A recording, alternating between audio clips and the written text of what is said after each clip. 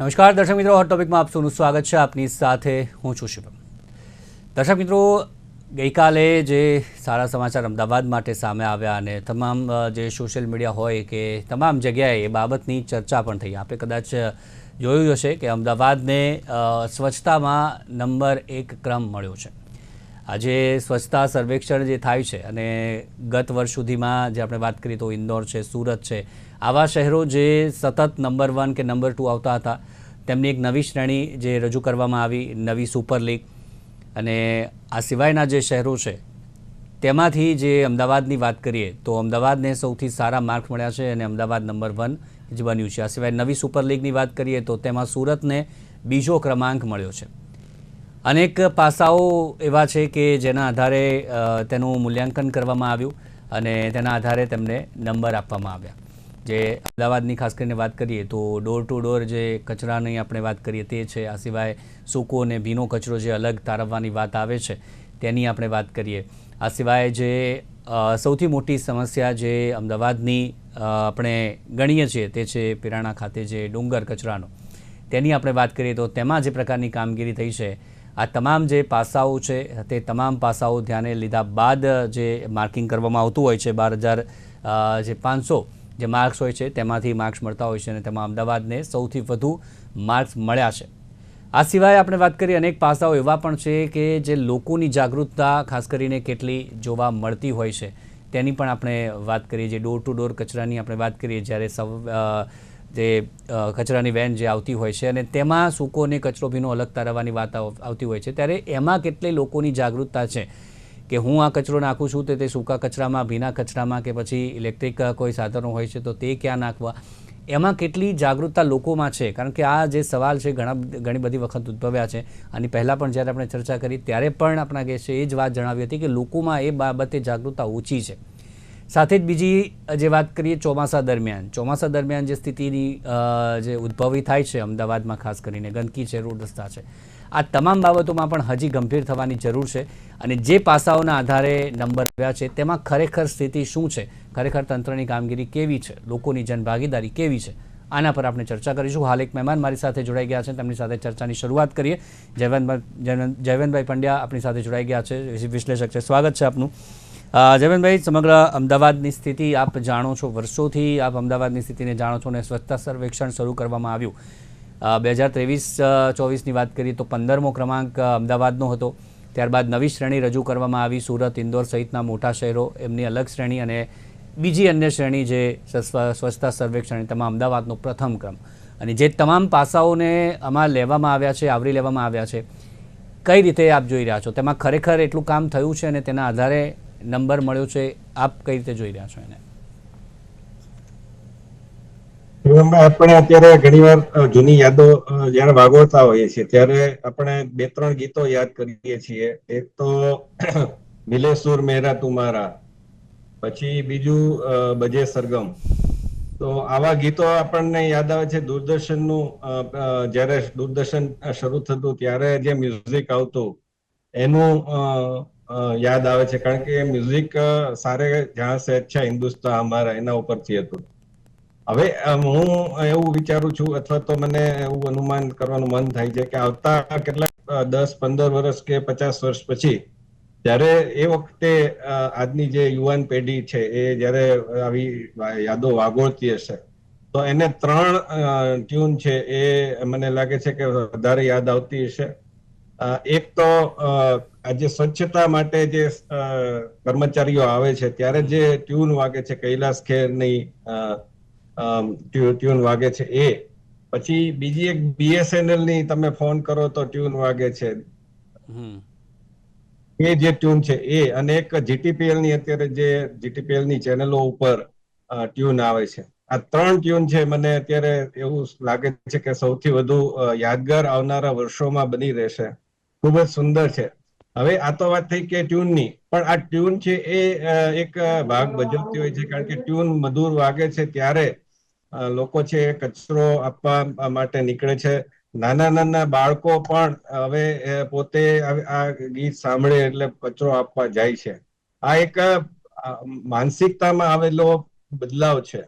નરેન્દ્ર મોદીએ ગાંધીજીની 150મી જન્મ જયંતિ વખતે આજે એક બીડું ઉપાડ્યું અને સ્વચ્છ કરવાનું કાર્યક્રમ શરૂ કરવાનો, પોતે સાવરણો લઈ અને એને વાળવાનું કર્યું અને બીજાને પણ જોડ્યા, રાજકારણીઓને પણ જોડ્યા કે અને પોતે પણ અનેક વાર દાખલા કે દશેરાના કાર્યક્રમમાં એમણે જે કચરો હતો તો એ પોતાના ખિસ્સામાં, કાગળ કે એવું કઈ હતું તો ખિસ્સામાં નાખ્યું, જબ્બાના ખિસ્સામાં, અને પછી કચરા પેટીમાં નાખ્યું. તો એક પરિવર્તન આવી રહ્યું છે. અને અમદાવાદમાં હું ઘણીવાર મોડી રાત્રે મારે બહારગામથી ફ્લાઇટમાંથી આવવાનું થાય કે ટ્રેનમાંથી આવવાનું થાય ત્યારે જોતો હોઉં છું કે સ્વચ્છતા કરતા હોય છે સાફ સફાઈ કર્મચારીઓ. અને સવારમાં વહેલી સવારે જ્યારે ટ્રાફિક ઓછો હોય ત્યારે પણ કેટલીક જગ્યાએ સવારે કરતા હોય છે, કેટલીક જગ્યાએ બપોરે જ્યારે ટ્રાફિક ઓછો હોય તો કે એ કરતા હોય છે. તો મને લાગે છે એમાં સૌથી મોટું પ્રદાન આપણા સફાઈ કર્મચારી બંધુ ભગીનીઓનું છે, જેમણે આ શહેરને આ ક્રમ આપવામાં બહુ મોટો ભાગ ભજ્યો છે અને એટલા માટે એ અભિનંદનને પાત્ર છે. એની કેટલીક બીજી બાબતો પણ છે જે હું બીજા ભાગમાં ડિસ્કસ કરીશ કે સાવ સંપૂર્ણપણે દીવા જેવું એકદમ એ રૂપાળું ચિત્ર પણ નથી. એની વાત પછી બીજા તબક્કામાં. ચોક્કસથી રૂપાળું ચિત્ર પણ નથી, એની પણ ચર્ચા આપણે કરવી જ પડે. જે સવાલો પણ જે અમદાવાદના આજે સ્વચ્છતામાં નંબર આવ્યો છે, જાગૃતતા પણ આવી છે છેલ્લા કેટલાક સમયથી ચોક્કસથી, પરંતુ અમુક સમયે એવો જે ચોમાસાના સમયની આપણે વાત કરીએ તો ત્યારે જે સ્થિતિ ઉદ્ભવે છે અને એમાં પણ સવાલો જે ઘણા બધા ઉદ્ભવે છે તેની ચર્ચા કરીશું આગળ. પરંતુ અત્યારે ડૉક્ટર રોહન ઠક્કર આપણી સાથે જોડાઈ ગયા છે, પર્યાવરણવિદ. રોહનભાઈ, આપનું પણ સ્વાગત છે નિર્માણ ન્યૂઝમાં. અનમ્યુટ કરજો આપનો અવાજ. અને રોહનભાઈ, આપ શું કહેશો? સૌથી પહેલાં જે પ્રકારે નંબર આવ્યો છે, ઘણા બધા પાસાઓ છે, વેસ્ટમાંથી જે બેસ્ટ કરીને જે પેવર બ્લોક બનાવવાની વાત છે તેનો ઉપયોગ, જે પિરાણાનો ડુંગર છે એ સૌથી મોટી સમસ્યા આપણા અમદાવાદની, તેમાં કેવી રીતના કામ અત્યાર સુધી થયા છે, તેમાં પણ સારા એવા માર્ક્સ મળ્યા છે. જે મૂલ્યાંકન કરવામાં આવ્યું તેમાં ડોર ટુ ડોર કચરાની વાત હોય, સૂકો ભીનો કચરો, લોકોમાં કેવી જાગૃતતા છે તેની આપણે વાત કરીએ. આપ કઈ રીતે જોઈ રહ્યા છો આ ફર્સ્ટ નંબરને? જી, એક પોઈન્ટ હું તમારી ચેનલ ઉપર પહેલી વાર બોલી રહ્યો છું અને કદાચ આ પોઈન્ટ કોઈ જગ્યાએ ડિસ્કસ થયો પણ નથી. પિરાણાનો કચરાનો ડુંગર જે અત્યારે સાફ થઈ ગયો અથવા હવે જો ન ઉભો થાય ફરીથી, તો એ બહુ સારું કામ થયું છે. આ જે આખી કવાયત થઈ એનું કારણ છે કે આ અત્યાર સુધી પિરાણાના કચરાના ડુંગરને લોકોએ પ્લેનની બર્ડ હિટની સમસ્યા સાથે ક્યારેય નથી જોડ્યો. તમે જો એને બર્ડ હિટનો ડેટા કાઢો પ્લેન્સની સાથેનો, એટલે અમદાવાદ એરપોર્ટ ઉપરથી જેટલા પ્લેન ઉપડે છે એ બધા સાથે બર્ડ હિટની જે સમસ્યા થાય છે, અને અહીંયા જે કચરાના ડુંગર ઉપર જે પ્રે બર્ડ્સની સમસ્યા હતી, તો તમે જો 14 કિલોમીટરનું ડિસ્ટન્સ છે બંનેની વચ્ચે, તો એ બહુ મોટી સમસ્યામાં ઘટાડો થાય એવું થઈ શકે. પહેલી વાત. નંબર 2, હું આ પ્રાઇસને એટલું બધું મોટું માઇલસ્ટોન માનતો નથી, કારણ કે એટલે પર્સનલી હું નથી માનતો. એનું કારણ છે કે સાબરમતીમાં હજુ સુધી ડ્રેજિંગ ની પ્રક્રિયા નથી કરવામાં આવી.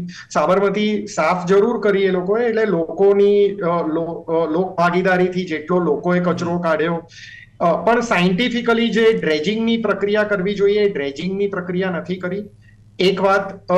સાબરમતી બેરેજ પછી જેટલી ખરાબ અવસ્થામાં છે, જો અમદાવાદના મેયર ત્યાં જઈને ડૂબકી મારીને બતાવી દે તો હું સમજુ કે હા ભાઈ સાબરમતી સાફ થઈ ગઈ છે, પણ એવું પણ નથી.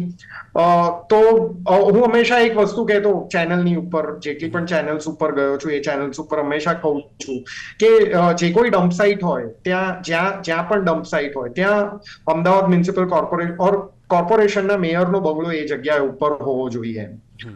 તો જ તમને ખબર પડે કે સફાઈમાં તો જ તમને સફાઈ દેખાય, કોર્પોરેશનની કામગીરી દેખાય. કારણ કે મેયર પોતે ત્યાં રહેતા હોય, ડમ્પ સાઇટની બાજુમાં એમનો બંગલો હોય, તો ઓબ્વિયસ છે કે સૂકો ભીનો કચરો બધું અલગ થવાનું, અને આ બધી પ્રક્રિયા, બધું જે કામ વર્ષો પહેલા થવું જોઈતું હતું એ હજુ સુધી ન થયું. એની પાછળનું કારણ આ જ છે. ક્યાંક સત્તા લેઝી છે, સત્તાને કામ કરવામાં રસ નતો. હા, હવે ધીરે ધીરે મોદી સાહેબ ની કામગીરી જે ઉપરથી નીચે સુધી પહોંચી રહી છે એટલે હવે દેખાય છે.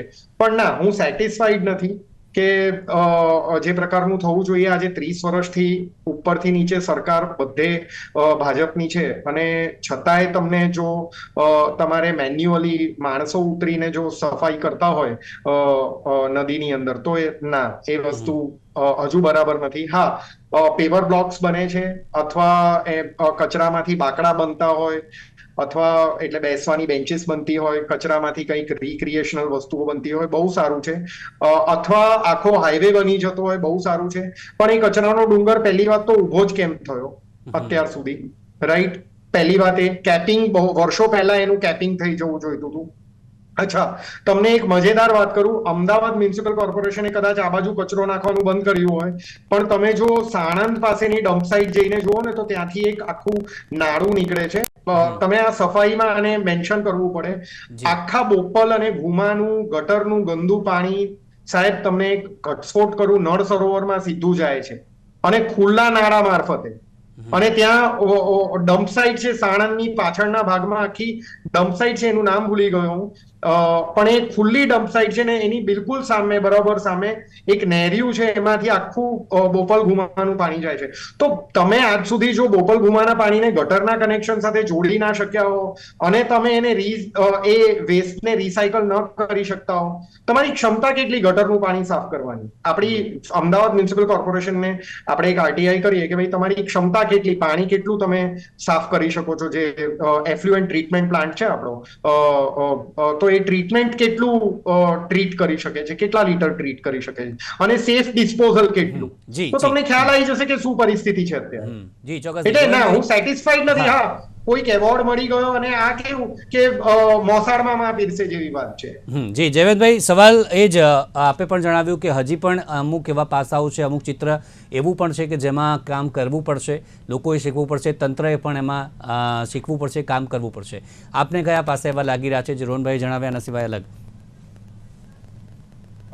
મહેન્દ્રભાઈ મેઘાણી બહુ બધા જાણે છે ગાંધીવાદી હતા અને ઝવેરચંદ મેઘાણીના સુપુત્ર થાય, એ હવે રહ્યા નથી, પરંતુ લોકમિલાપના કારણે બહુ જાણીતા છે. એમણે 18 જુલાઈ 2021 દિને એક પોસ્ટ ફેસબુક ઉપર મૂકી હતી અને એમાં એમણે એપીજે અબ્દુલ કલામનો જે વાત હતી એ લખી હતી ગુજરાતી કરીને.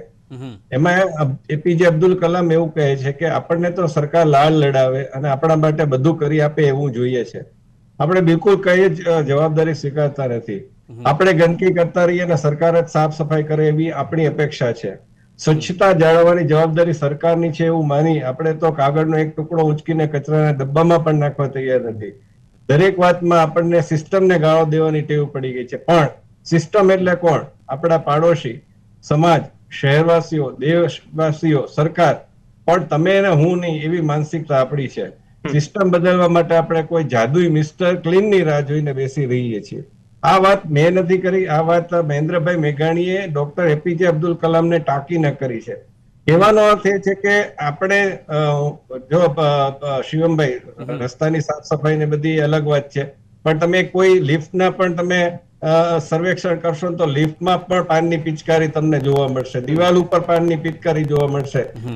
માવો ખાઈને એના પ્લાસ્ટિકનો કાગળ કચરાપેટી નજીક જ હોવા છતાં, અથવા તો 100 મીટરના અંતર કરતા ઓછા મીટરના અંતરમાં હોવા છતાં એમાં નાખવાની તસ્દી ન લેનારા નરબંકાઓ પણ આપણને જોવા મળશે. અને આવા તો ઘણી બધી બાબતો છે. તમે ગટરને જયારે ઘણીવાર પાણી ભરાઈ જાય છે ને આપણે તંત્રને દોષી ઠેરાવીએ છીએ, બરાબર છે, પણ તમે જો ગટરમાંથી જો કાઢવામાં આવે તો સેનેટરી પેડ થી માંડીને ઘણું બધું એવું મળશે કે જે ખરેખર ફ્લશ ન કરવું જોઈએ, પરંતુ આપણે ત્યાં એ કરવામાં આવે છે. કારણ કે આપણને હવે આપણા ઘરથી નીકળી અને બે દાદરા ઉતરી અને કચરા પેટીમાં નાખવા, અથવા તો આપણી પોતાની કચરા પેટીમાં નાખવાનો એક કંટાળો આવે છે, અથવા તો આપણને એમાં શરમ આવે છે કે કોઈ જોઈ જશે તો શું કહેશે. તો આ પ્રકારની માનસિકતા એક તો બધાએ જ કેળવવાની, એટલે દૂર કરવાની જરૂર છે, અને સ્વચ્છતાની માનસિકતા છે એ કેળવવાની જરૂર છે. અને એના માટે જે અમદાવાદ મ્યુનિસિપલ કોર્પોરેશનને જે કેટલાક વખતથી અભિયાન ચલાવવું એ બરાબર છે, પરંતુ હજુ વધુ એને કરવાની જરૂર છે. ને એક સમાજ, આપણે ઘણીવાર બહિષ્કારની વાતો થતી હોય છે, એ બહિષ્કારની વાતો છે એ ખરેખર આ બધી બાબતોમાં કોઈને આપણે જોઈએ કે ભાઈ આ પાનની પિચકારી મારે છે, માવાની પિચકારી મારે છે, કે કચરો ગમે ત્યાં ફેંકે છે, તો આપણે જો એની સામે એની એ જ કચરો ઉઠાવી અને બગીચામાં હશે કે રસ્તા ઉપર હશે કે એ આપણે કચરા પેટીમાં નાખશું ને તો એને કદાચ શરમ આવશે. લગેરો મુન્નાભાઈમાં આ બાબતને બહુ સરસ રીતે દર્શાવી છે. પેલો જે છે એ ફરિયાદ કરે છે કે રોજ એક મારો ઉપર રહેતો પડોશી છે પાનની પિચકારી મારે જ ઘરની દિવાલ ઉપર મારીને જાય છે, તો શું કરું? તો મુન્નાભાઈ એને કહે છે ગાંધીગીરી દ્વારા કે તું એને એની સામે એની સફાઈ કર, અને 1-2 દિવસ સફાઈ કરીશ ને પછી ત્રીજા વખતે નહીં કરે. અને ખરેખર એવું થાય છે. પરંતુ આનો અર્થ એવો નથી કે હું તંત્રને બચાવવા માંગુ છું. હું તંત્રનો પણ એટલો જ દોષ જોઉં છું, કારણ કે ઘણી બધી વાર છે એ ઘણી બધી જગ્યાએ એટલી બધી ગંદકી હોય છે કે જ્યાં કદાચ સાફ સફાઈ માટે કર્મચારીઓ આવતા નથી. ઘણી જગ્યાએ જે એની ગાડી છે ઊભી રહેતી નથી. અહીંયા આપણે અમદાવાદમાં તો અત્યારે એવોર્ડ મળ્યો છે અને સારું કામ થઈ રહ્યું છે, બરાબર છે, પણ એનો અર્થ એવો નથી કે આપણે સુરેન્દ્રનગરની, ભાવનગરની કે બીજી જગ્યાની વાત ન કરવી. ત્યાં પણ એવું થાય છે કે ઘણીવાર એમને એમ જતા રહે છે, તમે એ રાહ જોતા નથી અને ફટાફટ જતા રહે છે. ઘણીવાર તો એ પેલી જેની ટ્યુન છે એ પણ વગાડતા નથી, એટલે કેવી રીતે ખબર પડે? બીજું કે જયારે વરસાદ આવે છે તો વરસાદ પછી જે કાદવ કચરો થઈ જાય છે તો એ ઘણા વખત સુધી, અત્યારે તમે જોશો ઠેર ઠેર મચ્છર ને એ બધું જીવાતો ઉઠતી હશે કચરામાંથી, તો એના કારણે લોકોને બીમારીઓ થાય છે. આજે ડોક્ટરના દવાખાના છે દર્દીઓથી ઉભરાય છે. તો એ બધા માટે કોણ જવાબદાર છે? સફાઈ થવા માટે કોણ જવાબદાર છે? તો તંત્ર જ જવાબદાર છે, હું 100% કહીશ. જી ચોક્કસથી તંત્ર પણ જવાબદાર છે, લોકો મારે અંદર તરત જ ફટાફટ એક અમારા સાયન્ટિફિક પેપર અમે લોકોએ પબ્લિશ કર્યું હતું, આની ઉપર એક વાત કરવી છે.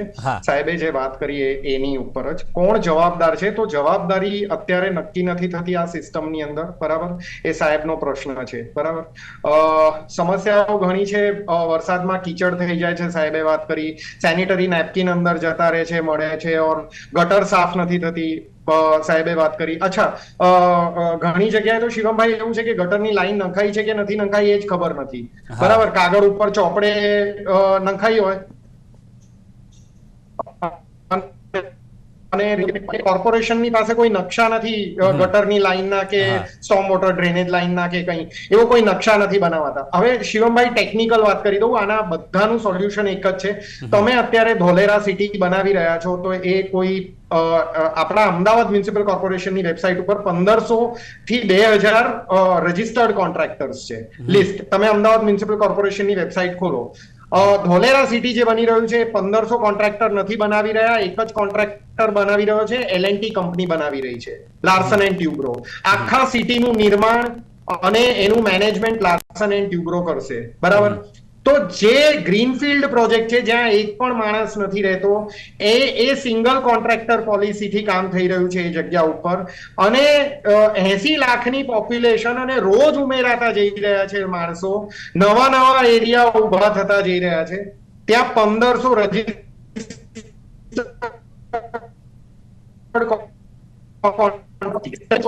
મિસમેનેજમેન્ટ થશે ને ગંદકી એ થવાની છે ને. સાંભળો સાહેબ, તમને એક ફેક્ટ વાત કરું, તમારે એક બંગલો બનાવવો હોય ને તોય તમે એક એજન્સીને રોકો છો, એક જ આર્કિટેક્ટને કામ સોંપો છો. એ આર્કિટેક્ટ પછી બીજી જુદી એજન્સી રોકતો હોય છે, બરાબર? અમદાવાદ મ્યુનિસિપલ કોર્પોરેશનને આપણે સિંગલ કોન્ટ્રાક્ટર પોલિસી ઉપર આજ નહીં તો કાલ લઈ જ જવું પડશે. આ ફેક્ટ છે. તમે આટલા બધા મલ્ટી કોન્ટ્રાક્ટર પોલિસી, આટલા બધા કોન્ટ્રાક્ટર્સના હાથમાં કામ આપો તો તમારે મિસમેનેજમેન્ટ થવાનું જ છે. આની ઉપર સેપ યુનિવર્સિટીમાં એક છોકરીએ આખી PhD ઉપર તમે લઈ જાઓ, આ રિસર્ચ પેપર અમે લોકોએ છાપ્યું છે, બરાબર? આમાં એવું થઈ રહ્યું છે કે કોર્પોરેશનના બધા જે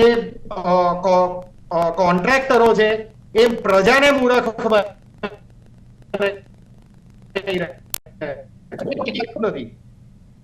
એ અહીંયા આખો બ્રિજ તોડવો પડ્યો, એના 4 કરોડ રૂપિયા આપ્યા. CTM વાળો કે કયો પેલો બ્રિજ હમણાં તોડવાની વાત થઈ છે, એ હાટકેશ્વર બ્રિજ એને તોડવાના 4 કરોડ રૂપિયા, અને એ જે ઇન્ફ્રાસ્ટ્રક્ચરની કંપની છે અજય ઇન્ફ્રા કે વોટેવર, એ કોન્ટ્રાક્ટરને બેન કરશે તો એ બીજા નામથી આવીને ઉભો થઈ જશે, અને એના એ જ કોન્ટ્રાક્ટરો બધા આ જ કામ લેવાના છે.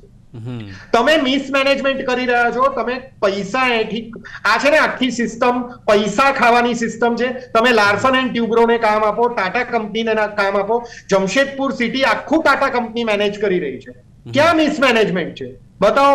અચ્છા, તમે કેમ સિંગલ કોન્ટ્રાક્ટર પોલિસીથી કામ કર્યું? જો ધોલેરા બનાવવાનું હતું તો તમારે અમદાવાદના જ કોન્ટ્રાક્ટરો લઈ જવાતા ને ત્યાં બનાવવા માટે. તો મૂળ વાત એ છે કે જો હું મારી વાઈફને લાફો મારું ને તો એક પોલિસી ઇશ્યુ છે, કારણ કે કાયદો મજબૂત નથી એટલે હું મારી વાઈફને લાફો મારી શક્યો, મારી હિંમત થઈ. જો કાયદો મજબૂત હોય તો મારી જી જી જી એક્શન થી કઈ જ ના થાય. આજે મારે સિંહ બચાવવો હોય તો દૂધનો કટોરો લઈને સિંહ બચાવવા ના નીકળાય.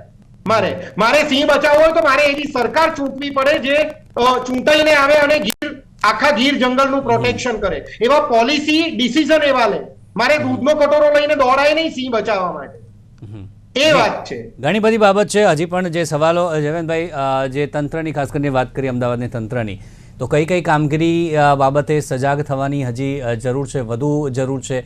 શું કરવું પડશે તો જે સમસ્યાઓ હજી પણ આપણે જોઈએ છે તે ભવિષ્યમાં ન જોવી પડે? શું એના મુદ્દે શું કહેશો?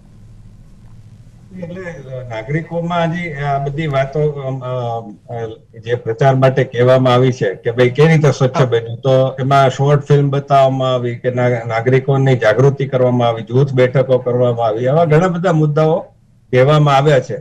પરંતુ શું દરેક જગ્યાએ જૂથ બેઠક થઈ છે? દાખલા તરીકે હું મારી વાત કરું તો હું બોપલમાં રહું છું, મેં ક્યાંય સાંભળ્યું નથી કે બોપલમાં ક્યાંય જૂથ બેઠક થઈ હોય. મને ખબર નથી. થઈ હોય તો વેલકમ છે કે ભાઈ મને કઈક આ બધું, પણ તમે કરો છો એ સારી વાત છે, જ્યાં પણ કરી હશે ત્યાં સારી વાત છે. પણ એવા ખાતર કરવા પૂરતું, કાગળ ઉપર બતાવવા પૂરતું કરવાના બદલે એને તમે એકદમ ગ્રાઉન્ડ ઝીરો ઉપર લઈ જાઓ, તમે એકદમ તળિયા સુધી લઈ જાઓ, તો મને લાગે છે આને સ્વભાવ બનાવવો પડશે લોકોને. લોકોમાં પણ જાગૃતિ લાવવી પડશે, પહેલો મુદ્દો છે. અને બીજો મુદ્દો સાથે એ આવે છે કે દરેક જગ્યાએ પછી તમે મેઇન રસ્તા છે, દાખલા તરીકે આપણે નહેરુ નગર થી ઇસ્કોનનો રસ્તો કે સિંધુ ભવન વાળો રસ્તો, તો એ તમને ચોખ્ખો દેખાશે. પણ અંદરના રસ્તાઓનું શું?